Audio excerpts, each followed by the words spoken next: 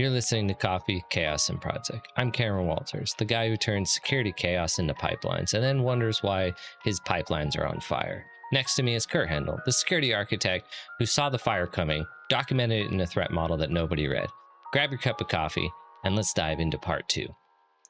Hey Kurt, how you doing? I'm a little sad now that no one read my threat model.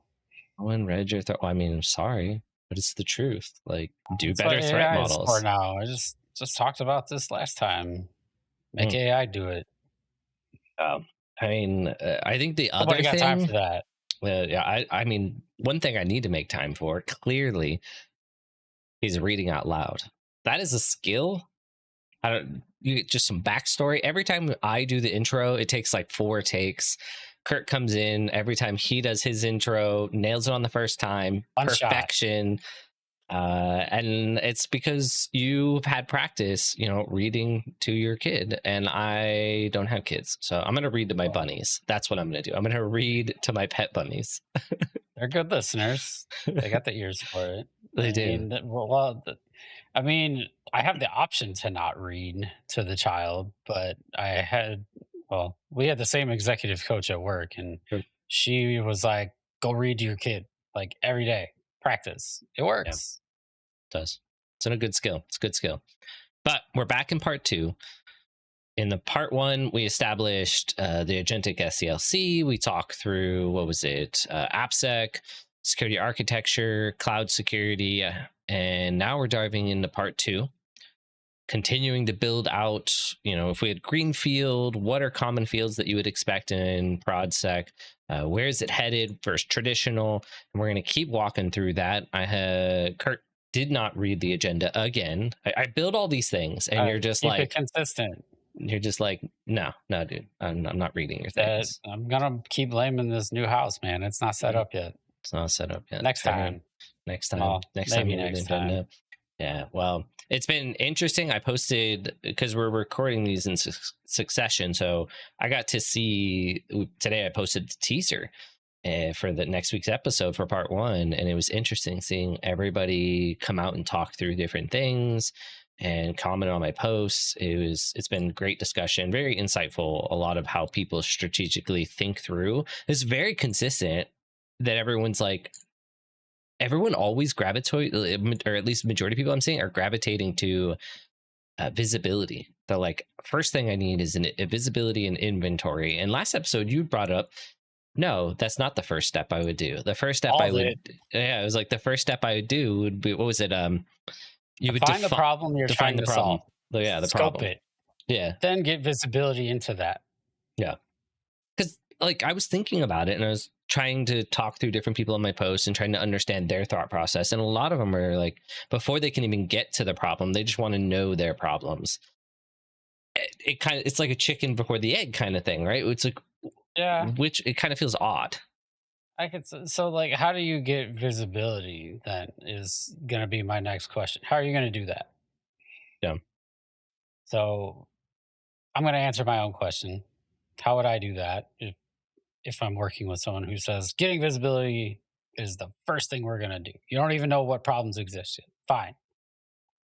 I'm going to go talk to my counterparts. Like, what do you guys think about security?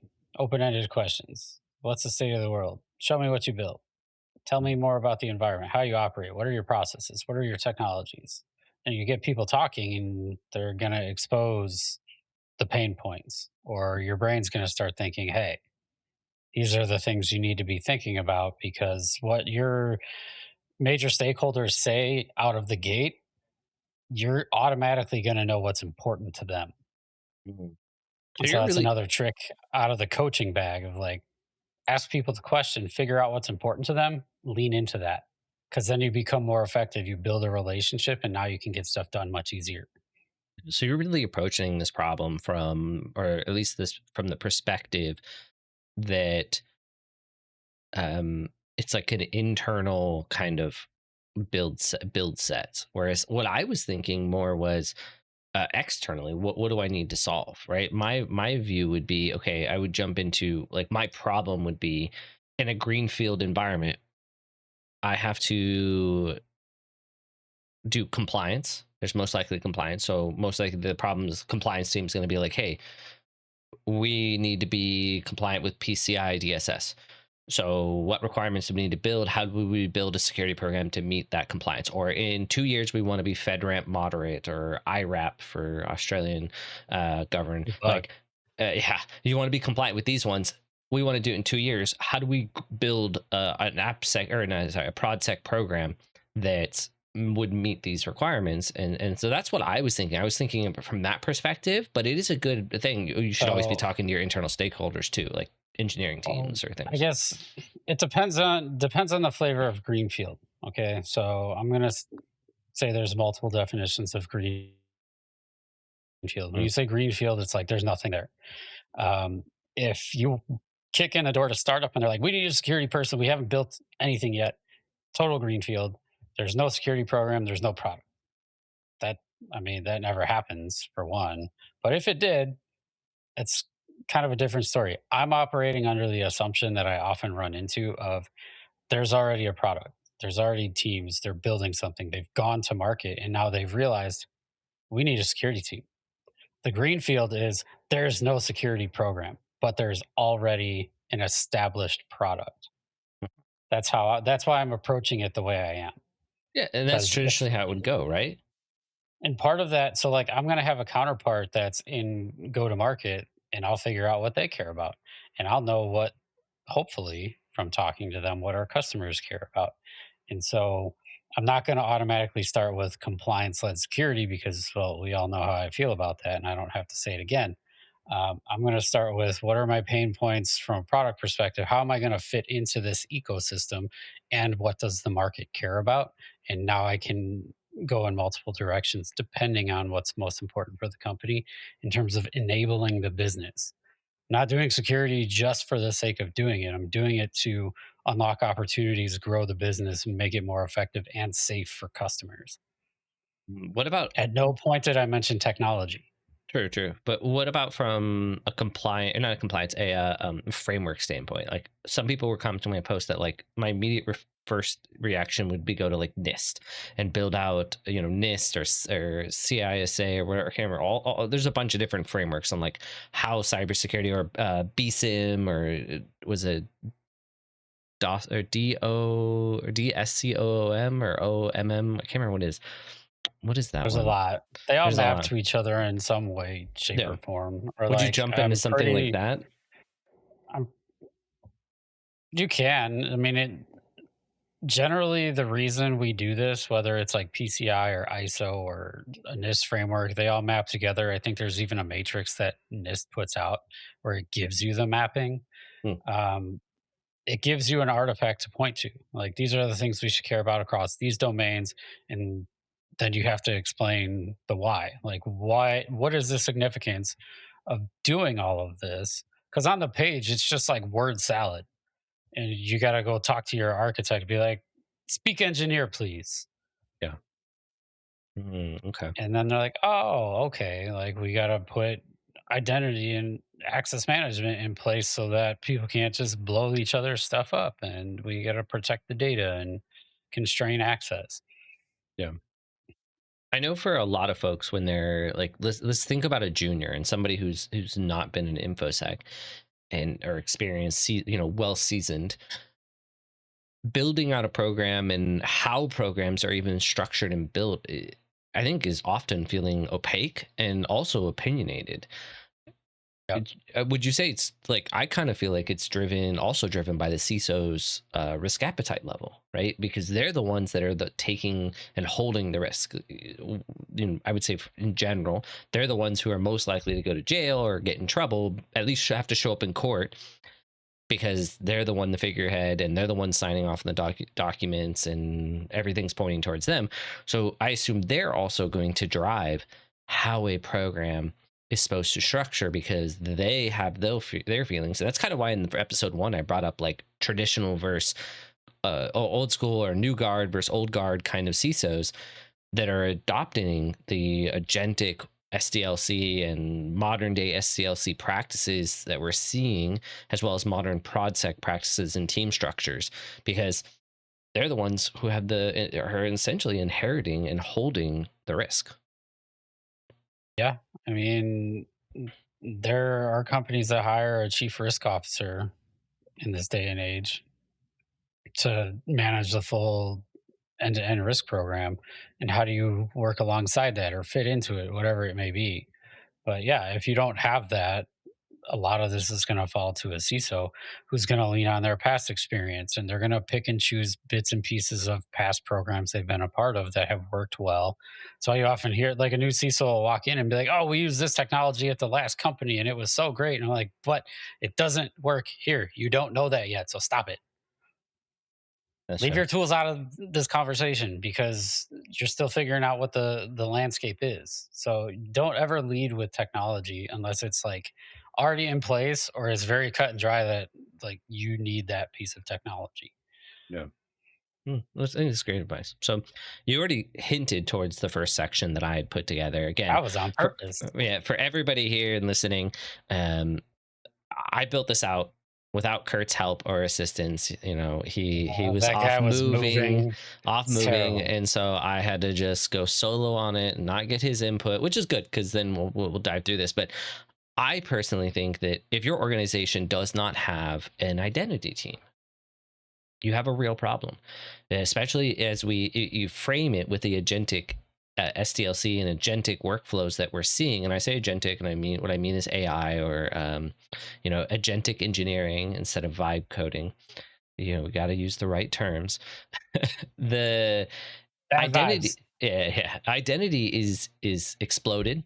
The average is somewhere around what, 40 to 1 to 101 to Yeah. humans, like so 400 and something NHIs compared to one human. So we're seeing an explosion of identity, an explosion of all kinds of new attack vectors around that identity that kind of cascade. That's also another attack vector. Look at all the OS top 10s for AI, and they're all like pollution in one way, and they're poisoning, output and poisoning, or poisoning your agents or something. So identity is a major layer to secure this. And Kurt, I got a question for somebody who reached out to me about our identity episode that we did, and they're like, "Okay, you guys talked a lot about identity, and we did talk a lot about how to secure identity, but like, is there any way that you could get more, I don't know, fine comb compared? Could you give me a 1 minute, 2 minute brief of how you secure identity in the practitioner sense?" That's probably like there's a reason that IAM has dedicated engineers and teams. It is a beast Hmm. and it is a massive capability. It's foundational in security today. Like this is your authentication authorization. Ac-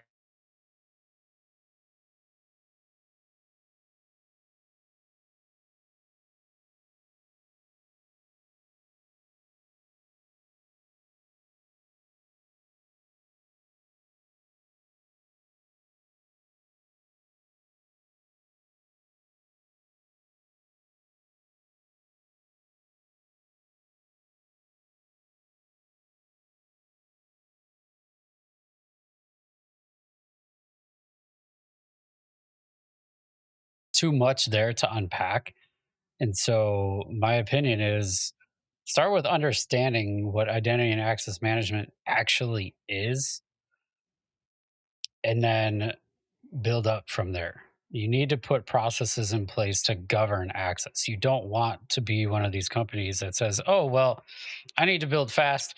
So I'm just going to give it star permissions or wildcard permissions. So I have access to everything because I ain't got time to think about that.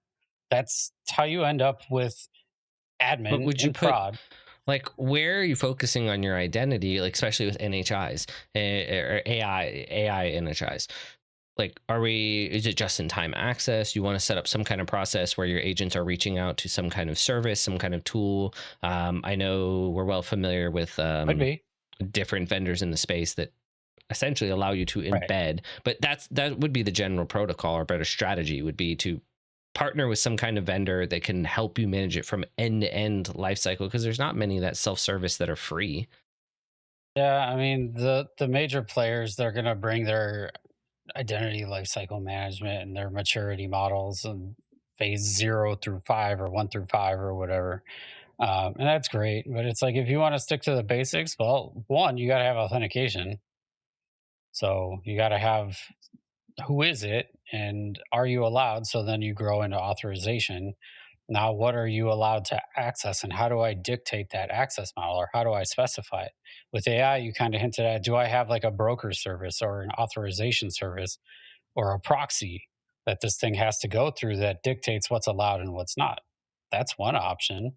Hmm. Um, I hear a lot of talk these days about how the standards for like AI access control are still in draft and they're coming, but what it all boils down to is essentially every agent has its own unique identity, like what it is, who it is, what it is able to do, where it exists. Um, I went to a few talks at Forward Cloud Tech earlier this week, all about this sort of thing, and it came down to like it has its own machine, it has an identity. This person, it had a credit card, it had a phone number, like all of the things that make up kind of a human identity were given to the AI agent Hmm. to operate autonomously. And then there were access policies that were dictated by the human for that agent to keep it on the rails and say what, and it was deny by default, allow by exception. That's the model you want to operate under because, like I've said a million times before, you give AI access to do something, it's going to do it. So the typical teardown model of start broad and narrow it over time, that doesn't work with AI. You have to go opposite. Deny all, allow by exception.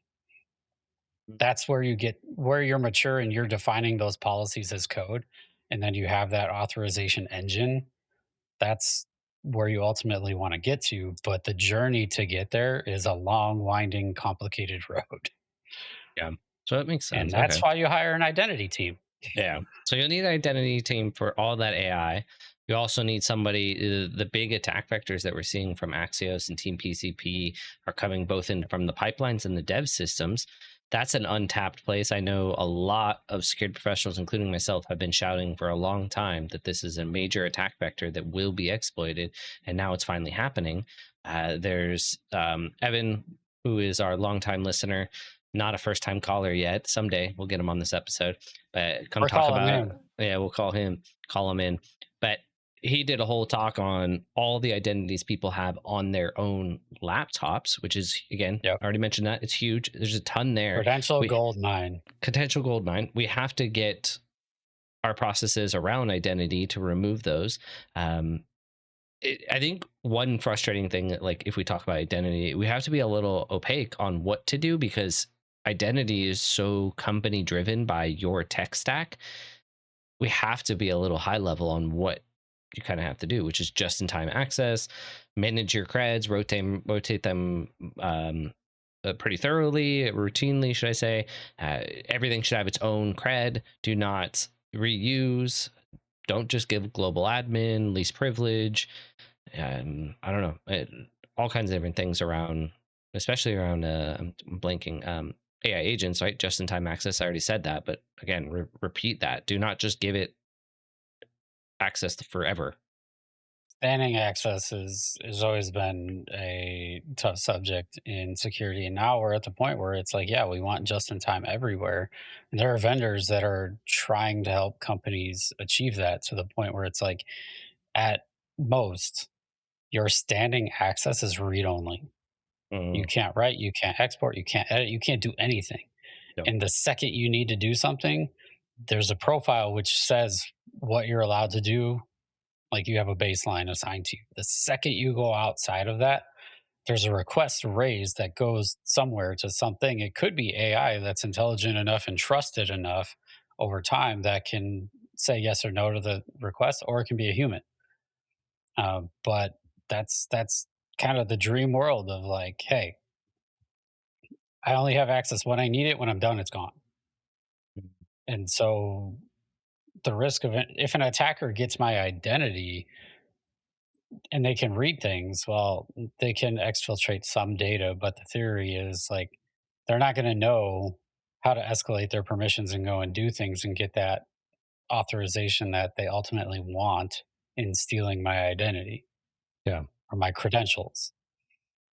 Yeah. That makes sense.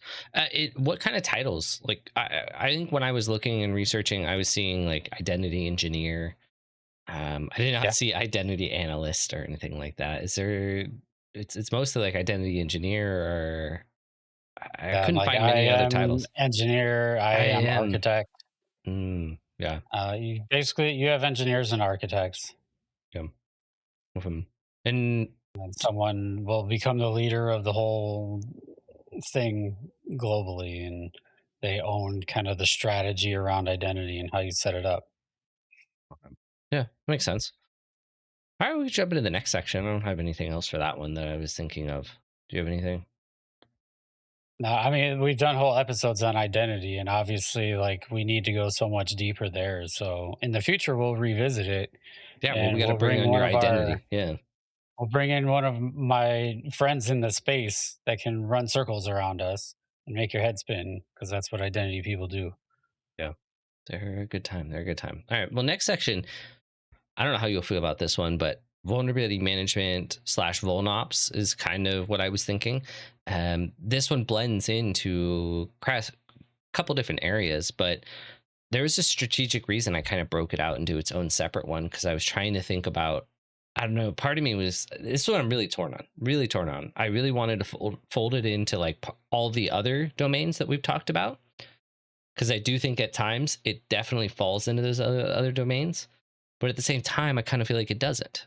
There's some vulnerability management stuff. I just don't know if vulnerability management is what I really want, but I imagine vulnerability management focuses yes on ProdSec, but they do more like infrastructure level kind of scanning, like OS level scanning. So they're dropping in tool like legacy tools like Nessus or Rapid7, something like that. You know, legacy tools into your environment to scan for basic stuff. They don't really handle Kubernetes clusters or anything like that, right? They're not scanning containers or anything like that. They also scan, and this is the other thing, is your risk exposure from externally. So they would Yeah. also get some kind of tools that would track, Attack surface management. yeah, attack surface management, right? Typo squatting for your domains, IPs or assets that are exposed that shouldn't be exposed. That's part of cloud security too. But I think it's something that kind of goes hand in hand because they would be also scanning for those systems that are on the internet. What's their risk profiles? Whereas I feel like a cloud security engineer would focus more on how this happened. How do we make sure that we never let like our knackles or something that that let this thing out on the internet again, right? How Yeah. they'll serve it from that one, whereas the other one's like, hey, this system was up for like 30. Vulnerability management would be like, this system's up for like 27 days or 8 hours. It had this attack surface. We should be looking for attack vectors that came out from here. They also focus on the internal systems, and by internal I mean corporate.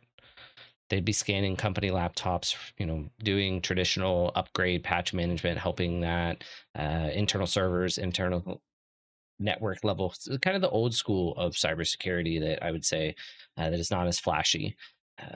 What do you think? I think vulnerability management needs to go away. Mm, And I say that because we've talked about this before, and you've already kind of said it, is I think it needs to transform. Yes, you need to manage your vulnerabilities. Hands down. You need to do it.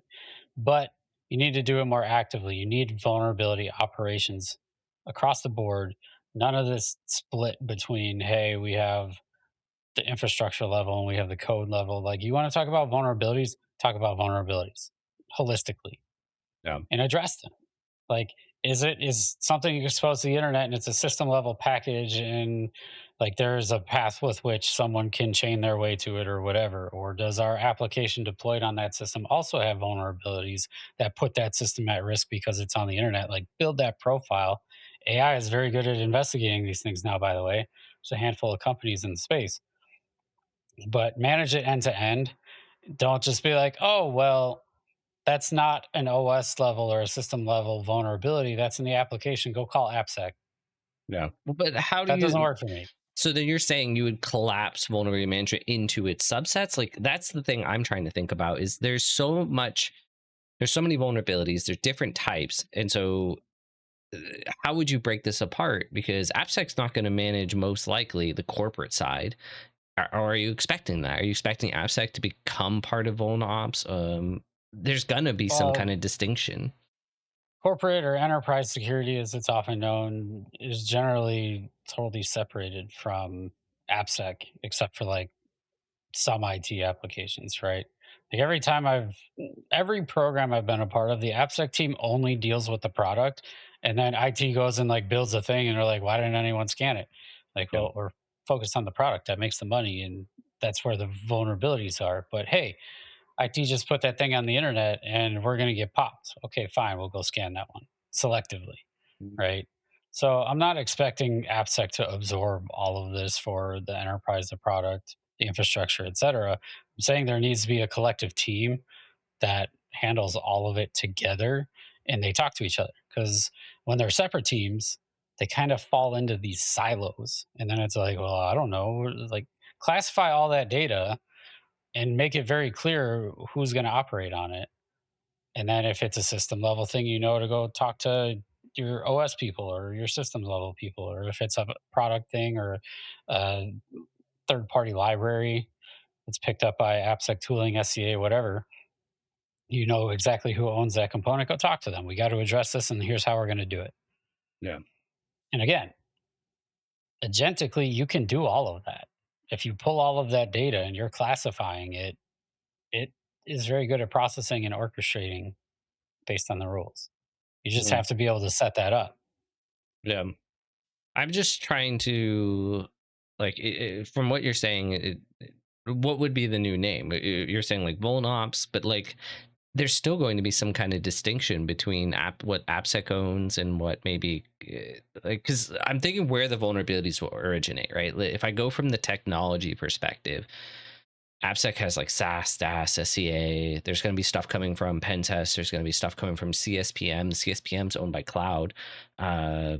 And then Nessus, which I've seen in my history, I've seen sometimes that's in the AppSec stack. Sometimes that's most of the time it's not. It's actually most of the time I've seen it's running in the SOC for whatever reason. Last companies I've seen it, most of the time it's there.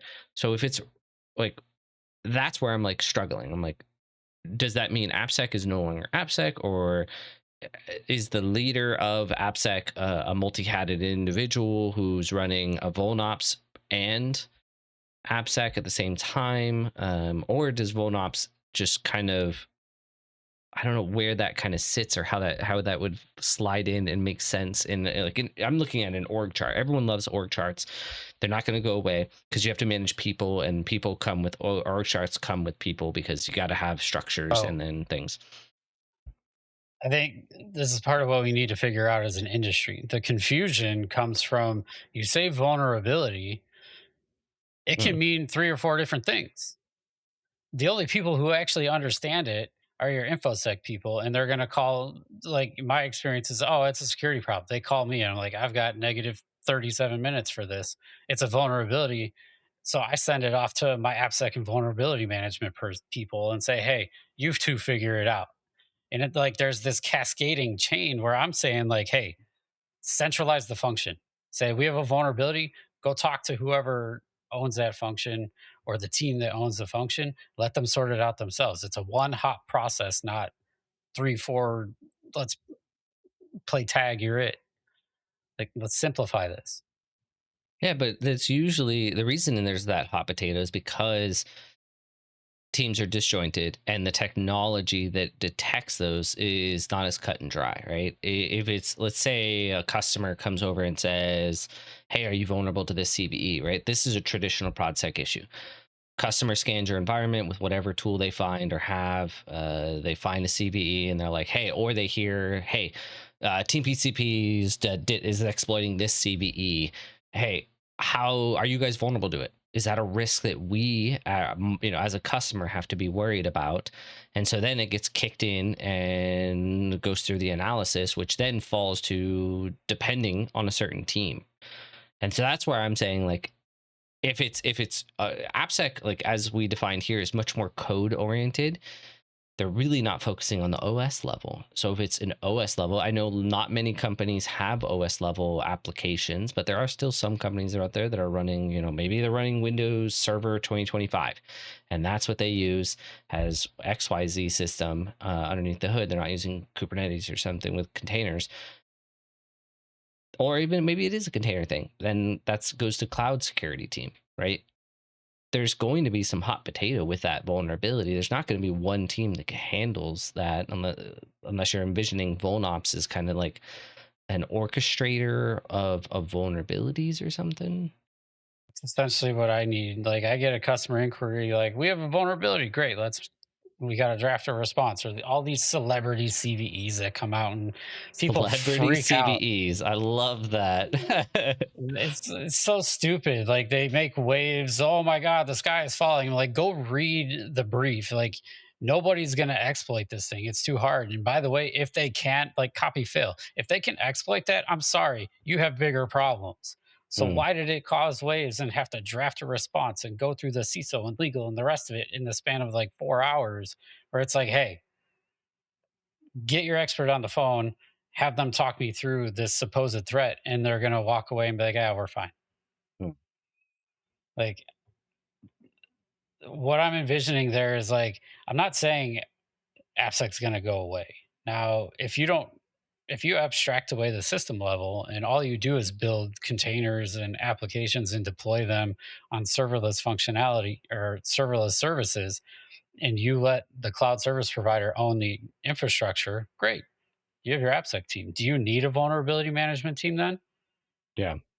That's the big question I'm throwing around, is because there's the what is it, the Cloud Security Alliance, when they publish their are you ready for a Mythos document. uh in the document it said they were pitching this idea of a VulnOps team, creating a team. Like what they said, vulnerability management needs to go away and needs to become VulnOps, and the VulnOps team focuses on finding and discovering vulnerabilities. But at the same time, that's where I was like, all right, they want vulnerability management to go away, and they have vulnerabilities. They acknowledge that there's an AppSec team.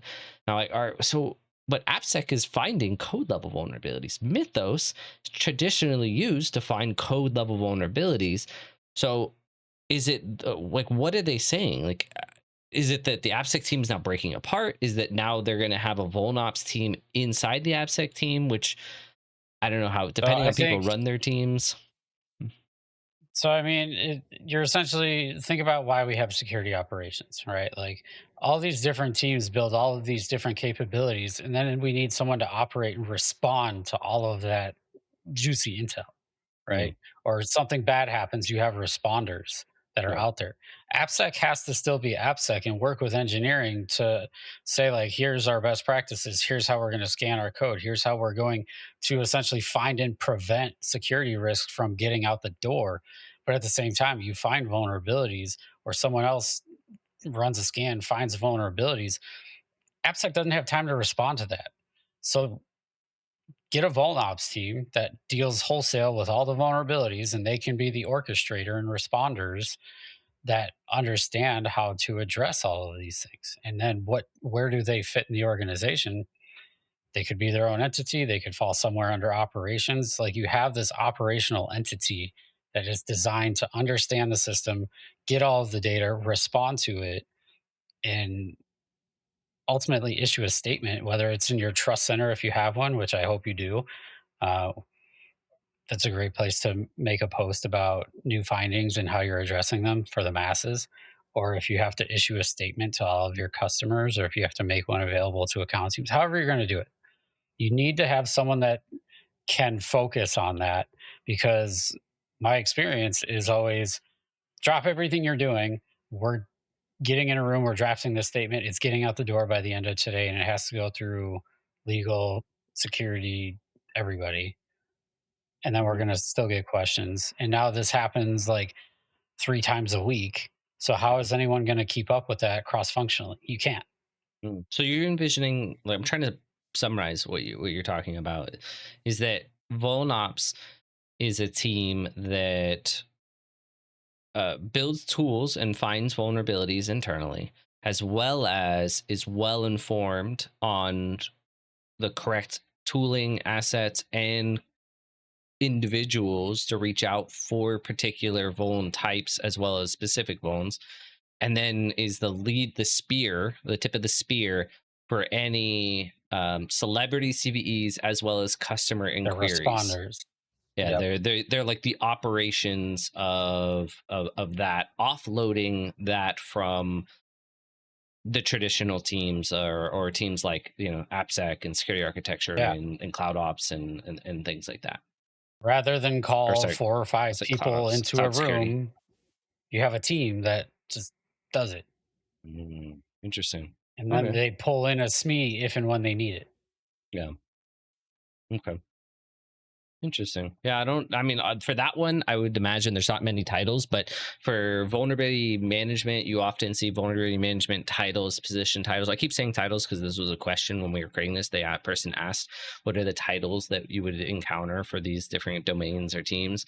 Traditionally, I see like security engineer, vulnerability researcher, vulnerability engineer. Um, it's kind of it, right? Like, I don't know, for vulnerability, or and VulnOps is kind of a Yeah. new thing. Like, it's, again, was Yeah. coined only, like truly coined, and is really becoming a thing in the last few months. So I assume those things. I imagine VulnOps is actually heading more towards, like, I'm seeing AI security engineer or AI security researcher or analyst or something like that. I'm starting to see some interesting titles. The industry again hasn't settled on what AI focused people are supposed to be. So, and I Yeah. imagine that. So, okay. Well, leading into the next one, we kind of hinted towards it throughout the episodes, and is GRC. So governance, risk, and compliance completely changing, right? This is often, you'll see this in, let's get the titles out of the way, but they're usually just GRC analyst or governance analyst. What It's you usually analysts and like managers and Managers, yeah, etc. but you usually Like, never see engineer. but it's changing. Yeah. We talked about, I don't remember what episode we said this in, but we said GRC is becoming an engineering discipline.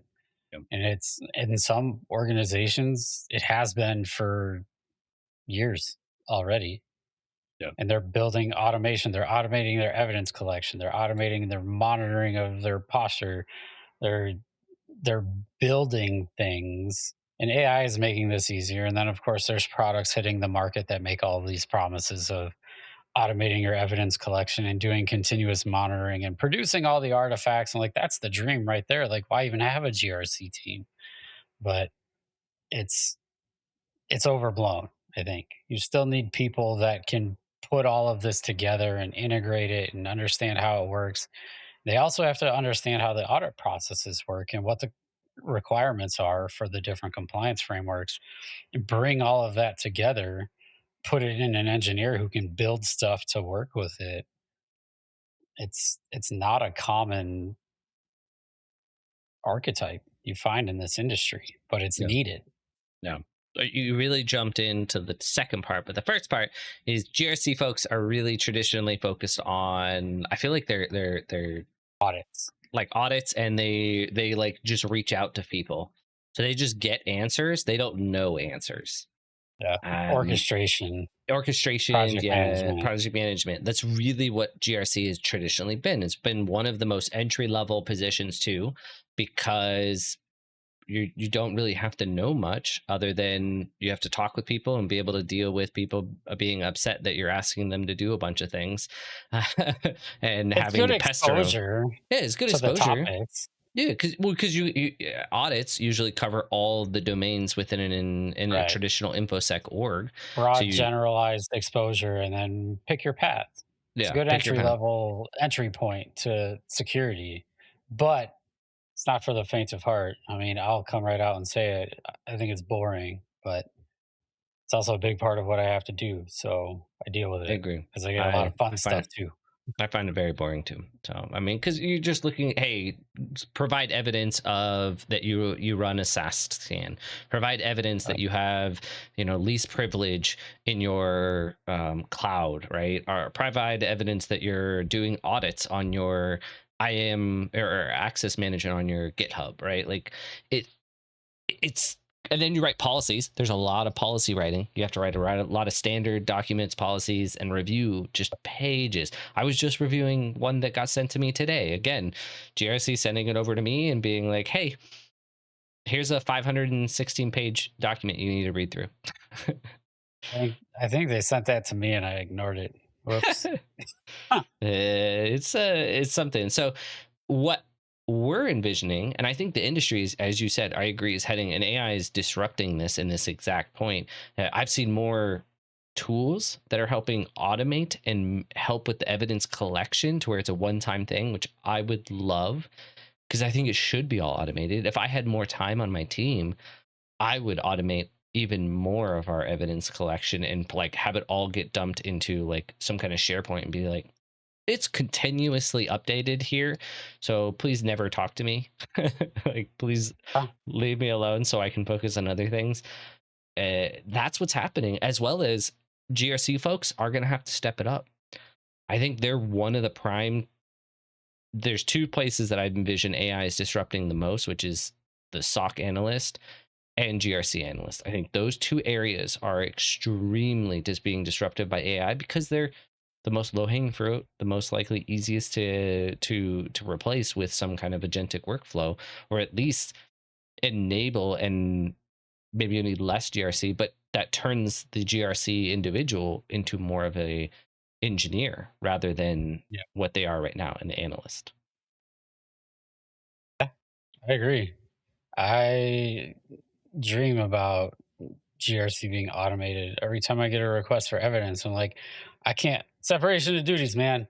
I can't access the environment, so I cannot give you the screenshot. So talk to my friend Joe over here. Yeah. Like now I become the orchestrator and just an Project extension of manager. it. And Yeah. yeah. uh, it is a little frustrating at times. So Yeah. GRC And year primed, but after year over year, like we've done this before, guys. Why are we asking again? yeah, yeah, it's true. But it's definitely one that you would expect in every organization, some form of a GRC org, Absolutely. because you have to have it. Everybody's got compliance. A lot of people question compliance. I agree, I question compliance, but everybody wants some kind of rubber stamp or 4 or 5 letter. We're compliant with XYZ, 5 letters. It's just everybody wants something like that. They want some kind of standard. It serves as a bare minimum that you can trust a little and at least be like, okay, if they did this, well, they care about security a little. Yeah. I want to stress the words there because I've said it before. You said it again. Compliance is the minimum bar, it's the bare minimum of what you need to do to secure certain environments. These are standards to give you a baseline. It's not the end game. Yeah. All right. So this one, the next section is I'm really excited about because I've personally never really seen this, but I do think in the next I don't know, couple years it'll become a mainstream thing because of what's happening in the industry, which is or product security incident response. What is that? PISR. Yeah, PSIR. PSIR. But I don't know how to say it. PSIR. No, it No, doesn't doesn't roll off the tongue. doesn't roll off the tongue. We're gonna have to come up with a better one. Better one. ProdSec or ProdSec IR, something like Just be a that. per Per, yeah. PIR per. But ProdSec, like this doesn't exist right now. And again, this is greenfield. This is how I would do it. I've worked with a lot of brilliant GRC folks, or sorry, SOC folks. But when it comes to any of the technical fields that we had just talked about, 1000% they just go talk to a SME from there. And who becomes essentially a SOC analyst or a SOC, on call 24/7, every one of the teams we were just talking about, right? Which is AppSec usually has to be phoned in. Security Yep. or cloud security has to be phoned in. Security architecture has to be phoned in. Vuln management, VulnOps, whatever that becomes, that'll have to get phoned in. The second it Yep. talks more about the product, the SOC kind of like I've just noticed that majority of the time they lose their visibility, lose their expertise, as well as the depth and breadth. That could be a reason, a billion different reasons. But I worked in and talked with a lot of different SOC people, but traditionally SOC is really like even instead of coming out of the boot camps and things, I talk to other SOC people who are graduating, who are taking boot camps and learning and getting certs. It's still rooted in like technology and processes that were thought 20 years ago that we've been doing the same. Grab a bunch of logs, create alerts, automate it, and it's traditionally known as a field that is pretty entry level. That's why I'm thinking it needs a whole new section, product security incident response, because you're going to have a whole separate team that is experts. They're not expert in every field, but they understand certain attack vectors. Like if Team Ax, or Team PCP was, I was gonna say Team Axios. That's funny. TPCP does an attack vector. They would at least understand the risk around it and be able to jump in there, get what needs to get done, and they would understand too. I've worked with a lot of SOC teams, and that they don't understand that dev systems have tons of creds. That Yeah. CI/CD platforms have tons of creds. They don't even know what to look for. I'm sure that's not their Oh, domain, but you can build to that out. that point, like, let's talk about the dev environment. Like, laptop endpoints where devs are working are one thing. Like, enterprise security, all of that telemetry and endpoint stuff is going to the SIM or whatever centralized tooling the SOC has. Now, let's think out to the actual dev environment where developers are deploying and testing things. Security operations typically doesn't even pay attention to those environments. They're tasked with watch the enterprise and watch production. There's this big old blind spot in development, QA, test, whatever. Just who knows?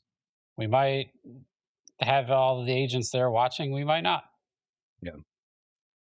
Because it's expensive to run all of this stuff. And a lot of sims that where the SOC centralizes all their logs are like ingestion based pricing.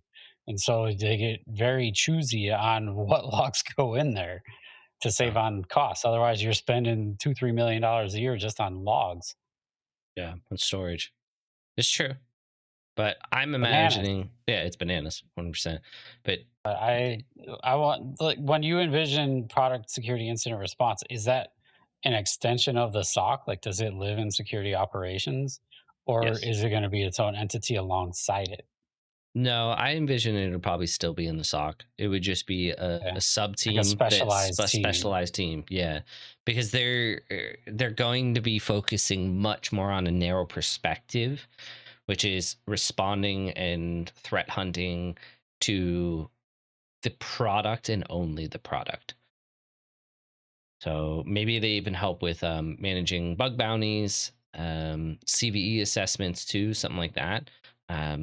They could be doing a variety of different things, but I very much envision they're much more the proactive team. When we were talking about VulnOps, looking at the risk or external exposure, I could even see the product incident response team being part of that and being maybe they're the leaders of that because they're looking for if we had exposed a system to the internet that's not supposed to, like a dev system or a QA system, that's a pseudo incident Right. because You you need a have responder to fire off an incident or yeah, and go document do it research and and address it. yeah.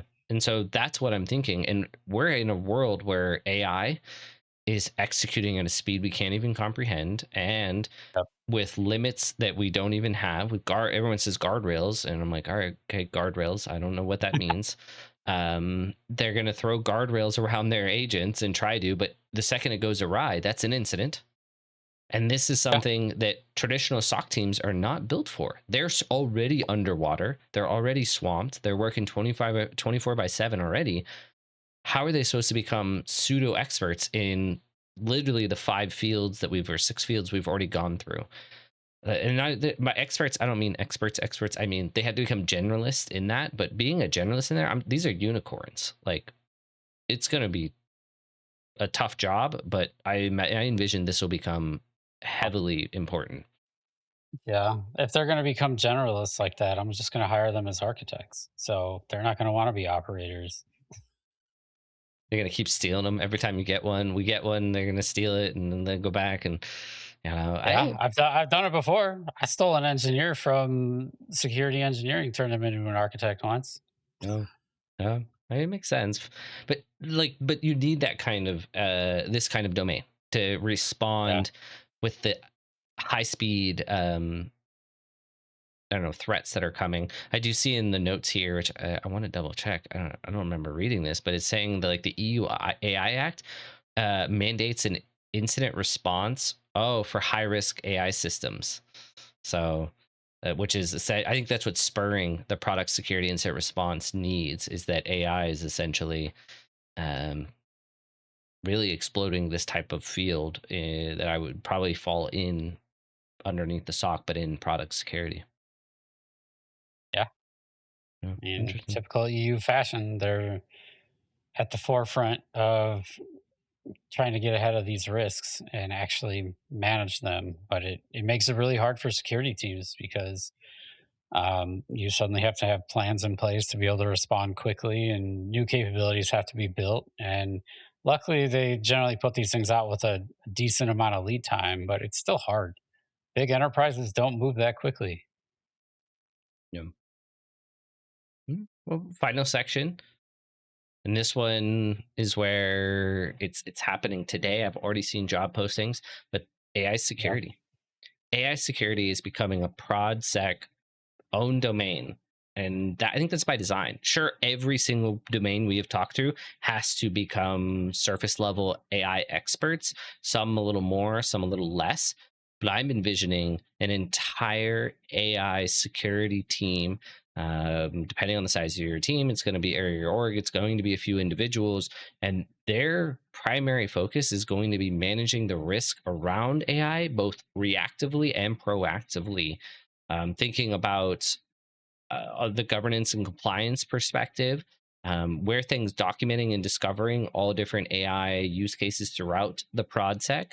So, are you embedding chat agents? Are you using AI agents for coding? Are you embedding any kind of AI XYZ in your product in any which way? What training data are you using? What design patterns? Where'd your local models come from?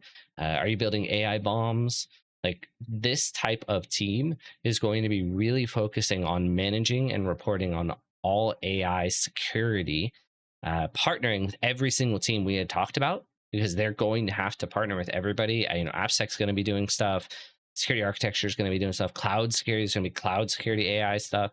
So they're going to have to interface with all these teams, but they're going to be like a focal point of AI experts in prod security that are going to be focusing within that domain.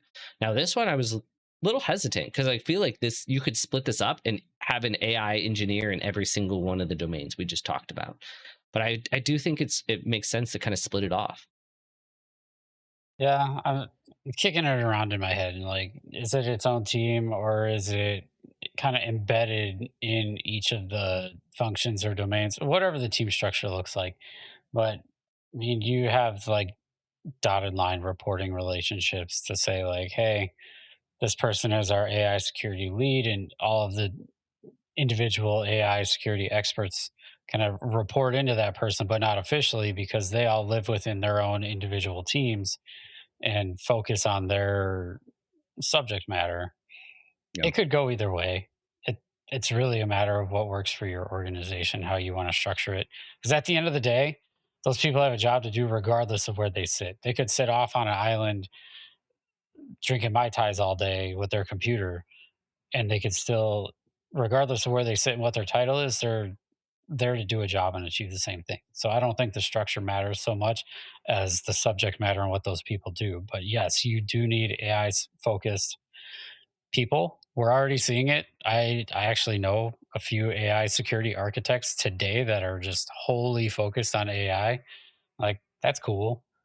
I wish I had more time for that. Yeah. But it's a small piece. Well, it's a pretty big piece of what I've been doing recently, but it's a small piece of the overall scope. Yeah. It makes sense that we're going to have that whole domain because AI is exploding and the use cases are Yep. insane. It's embedded in literally everything. So, And it's not well defined yet. yeah. Yeah. So that's part of why I think we're seeing the explosion of the role is we're looking for people to help define it. And to do that quickly, you need to have the focus. Yeah. Yeah, I could see this eventually being collapsed into separate orgs or any of the domains and teams that we just talked about. But I do think a lot of the initial approach a lot of companies will take is we're going to centralize this so that we can build out, see what it makes sense, and then maybe it divulges out there as we mature. Both as the infosec matures in general, because right now there's not really great guidance. We're getting a lot more guidance. I feel like as an industry we're getting much more of a handle on AI and exactly how to secure I think eventually we'll get to a point where we're all very comfortable. All of us are kind of matter experts or pseudo matter experts in this, but right now you kind of need heavy matter experts. Every organization needs a couple folks Yeah. to just make sure that they're sitting pretty. Yeah.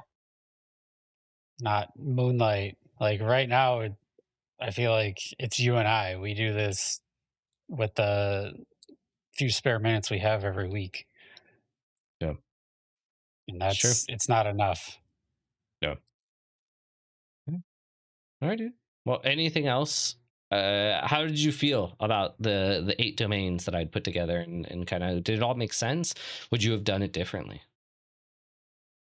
I mean, it makes sense. I think again, it really depends on where you're at, what you're looking to accomplish. This is more comprehensive in nature to say, hey, you have a big program, you're going to tackle the whole entire thing. So we didn't really give a perspective on like how would you do the crawl walk run or how where would you start and how would you grow into this broader set of capabilities, because you got to start somewhere. But Yeah, again, it's highly dependent on where you're at and what you're trying to achieve. yeah. So Well, I've it been at makes sense. orgs. I've been at orgs where they were like, we don't have an AppSec team, but they had a cloud security team. And that was because they had like some kind of cloud related breach, and so they were like, we're building out a cloud The security team reaction. ASAP. Right, it's the reaction, the gut reaction where they get funding is like the company wants to know this will never happen again, and so they built Yeah, that out, and now they're still fighting to build an AppSec team because they're like, dude, this is probably a bigger risk than cloud security. We just got popped in this one way, does not mean that we're probably not going to get popped in this other direction. So as you're saying, breach driven security programs. yeah, yeah. It's just what you're saying. Like, you should never expect that all these domains will be at every organization. It's every place is going to be a little bit different. They're going to define their strategies, the maturity, the funding, the Yep, focus, as well as what we said that the CISOs or at think risk their people are own. they're going to focus on what they think first and where their crawl, walk, run mentality is. Yeah, and I mean, a lot of brand new security programs they start in a reactive state because the creation of the program is in and of itself a reaction to a need for security, whether it's a breach or a customer saying you need a security program or where's your CISO or you have too many vulnerability, whatever is the driver there, it's a reaction. So you're gonna most likely start in a reactive state, unless, like I said, completely greenfield, you're starting over somewhere and you're like, I'm gonna start with security from the beginning. Great, you're doing it right. I love it. Call me if you need someone. Um, but again, generally starting reactive and building up towards proactive. So you're going to be tackling all of these things at some point. Yep. All right. I think we've beaten this one up. We've done what we need to do here. I'm excited for whatever next episode comes. If you guys have feedback or anything, want to chat about it, disagree or agree or anything, reach out to us. Join our Slack or Discord channels and talk to us. Yeah. But yeah, Kurt, you got any final words, final things? Bananas. No, it's bananas. I'm interested to see if anyone has any feedback. Hit us up in LinkedIn, Slack, Discord. Let's have a chat. Like I said in the last episode, there is no right answer here. So I love to hear other perspectives because we're very much in an industry where we learn from each other continuously. I appreciate hearing other practitioners' opinions. So, yeah, reach out anytime. Yeah, agreed. Standing invitation. All right. Well, Right? my I coffee's won't bite. dry. I'm out. You won't I'm bite. That's almost a out. lie. You're almost out. All right. Well, this is Coffee Chaos and ProdSec signing off.